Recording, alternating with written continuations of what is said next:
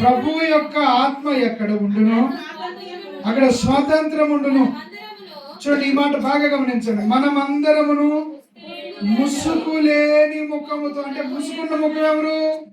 మోషే ప్రభువుని చూసినప్పుడు తట్టుకోలేక ముసుగేసుకున్నాడు. ఆ దేవుని ప్రభావంతో కొండ మీద నుంచి దిగొస్తున్న మోషేని చూసి ఇశ్రాయేలీలు చూడలేకపోతే, ఇశ్రాయేలీలు కనపడకుండా మోషే తన ముఖాన్ని. కానీ క్రొత్త నిబంధనలో దేవుని బిడలమైన మనం అట్లా ముసుగేసుకునే వాళ్ళం కాదు. హల్లెలూయా. ముసుగు లేని ముఖము. హల్లెలూయా.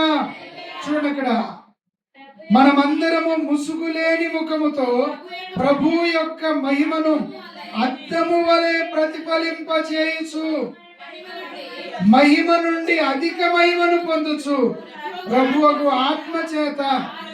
అంటే మనం ఎలా మారిపోవాలంటే పరిపూర్ణంగా యేసయ్య సారూప్యంలోనికి మారాలి. హల్లెలూయా. నేను బిలిగేట్ అయ్యేటట్లు దేవుడు నన్ను దీవించును గాక. బిలిగేట్ కాదు నాయన, క్రీస్తులా మారాలి. హల్లెలూయా. Praise Lord. హల్లెలూయా.